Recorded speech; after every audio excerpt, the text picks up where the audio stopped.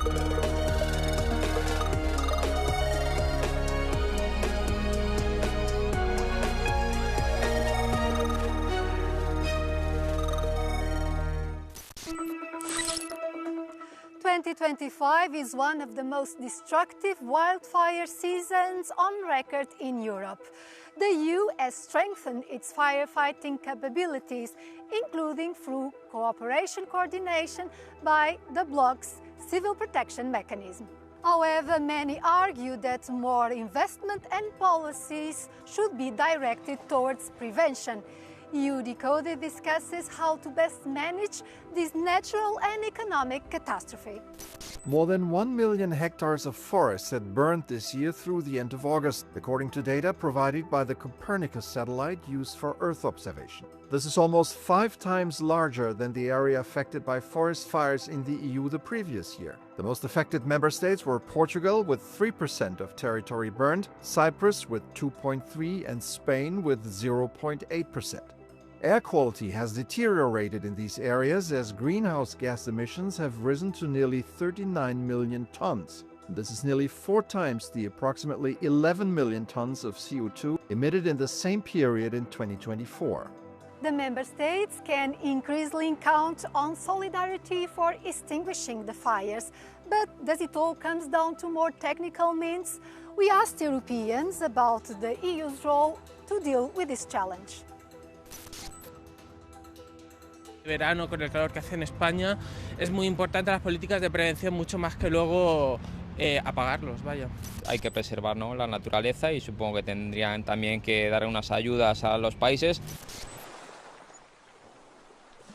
Bombeiros, e não é culpa dos bombeiros, parece-me que realmente existe muita falta de apoio, falta de material. Apoios, pedir apoios à União Europeia, por exemplo, dos aviões e dos bombeiros, não é? Sim, a nível de meios, sim, de limpezas também, de os terrenos estarem mais limpos, sim. Euronews reporter Alice Tidy has been covering the EU's action in this area. Since 2022, the European Commission has been pre-positioning so-called readiness teams. They are managed by the Emergency Response Coordination Centre to assist member states. How does this fit into management of wildfires that are becoming a widespread problem in the bloc? The goal here is to ensure faster response time, but also enable valuable on-the-ground knowledge sharing, which is particularly relevant as because of climate change, wildfires are increasingly spreading to areas of Europe where they didn't happen so much, such as Northern and Eastern Europe. So for instance, this year, among the countries that provided firefighters to France, Spain, Portugal and Greece, you had Romania, Bulgaria, Czechia, Estonia, Latvia and Germany. The EU budget also allocates some funds for forest fires prevention within the rural development funds. But there was some criticism by the European Court of Auditors. Why? Yes, so the ECA found in its review that a lot of the allocated EU funds do not actually target areas most prone to natural disasters. So it flagged, for instance, that a lot of these decisions are made using widely out-of-date data. So Greece, for instance, which is traditionally very impacted by wildfire, the list of areas prone to wildfire is 45 years old. But the ECA did, however, welcome the fact that more and more money is now being spent on prevention rather than just response. Environmental activists and scientists said that the recently approved nature restoration law could play an important role if there was more political will to implement it. What are governments being asked for in this area? So the aim of the law is to restore degraded natural habitats like forest, of course, but also wetlands and peatlands in order to improve carbon storage, but also boost biodiversity and water retention. So member states have got to submit a plan outlining the steps that they will take in order to achieve that goal, increase water retention, increase biodiversity and soil health, as well as better forest management can actually help curtail the spread of wildfire, as well as boost climate change adaptation towards extreme weather events. In 2025, the EU organized a pool of 22 planes and 650 firefighters that were made available by 14 member states. Most of them were sent to the higher-risk countries, France, Greece, Portugal and Spain. Some teams also arrived at Croatia, Cyprus, Czechia, Italy, Slovakia and Sweden. Between 2026 and 2029, a new fleet of 12 planes and 5 helicopters, financed by the Commission, will be permanently deployed in France, Greece, Portugal, Spain, Italy and Croatia.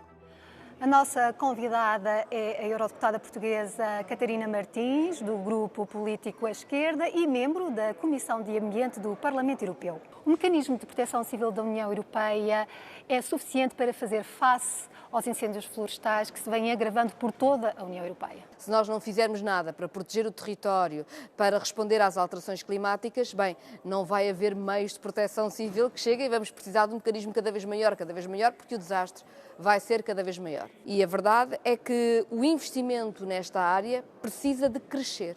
Precisamos de ser mais rápidos a agir, a proteger as populações, a proteger o território e nos mecanismos de solidariedade. A Comissão Europeia financia vários projetos, até de prevenção, de criação de resiliência aos fogos florestais. Há até um plano de ação que foi criado em 2022. Mas os cientistas, os ambientalistas, dizem que a prevenção não é ainda uma prioridade para os governos. Não, a verdade é que não há investimento no território. A verdade é que nós vamos ter que alterar a forma como organizamos o território e até os modos de produção, e nada disso está a ser feito. Não está a ser feito nem uma adaptação da agricultura, nem uma adaptação da política florestal, nem uma coesão territorial. E o que está a ser decidido sobre os próximos quadros financeiros da União Europeia tende a piorar esta situação. Quando aquilo que a segurança das populações mais necessitava era, por exemplo, de proteção civil e de intervenção no território para ele ser mais seguro, nós estamos a gastar e a prometer gastar milhares de milhões em indústria de defesa que, na verdade, não vai defender as populações europeias. Considera que a União Europeia está a reduzir as suas ambições no combate às alterações climáticas que aumentam o aquecimento global e que são um fator muito sério do agravamento dos incêndios florestais? Há neste momento um discurso muito perigoso, que é achar que não vale a pena. Ou seja, que as questões climáticas não valem a pena, que agora vamos fazer uma competitividade baseada em qualquer outra coisa que não tenha critérios ambientais. Lembrar que a Europa é o continente que está a aquecer mais depressa. Isto não é uma coisa lá longe, isto é aqui. Os riscos são aqui. Teremos inundações novamente, teremos fogos novamente, teremos este susto outra vez e, portanto, a política climática não pode mesmo ser abandonada. Forest fires don't just consume trees and biodiversity, they are costing lives, putting health at risk due to poor air quality, destroying homes and businesses. With a risky season extending almost year-round and encompassing more regions of the EU, urgent action and strong policies are needed.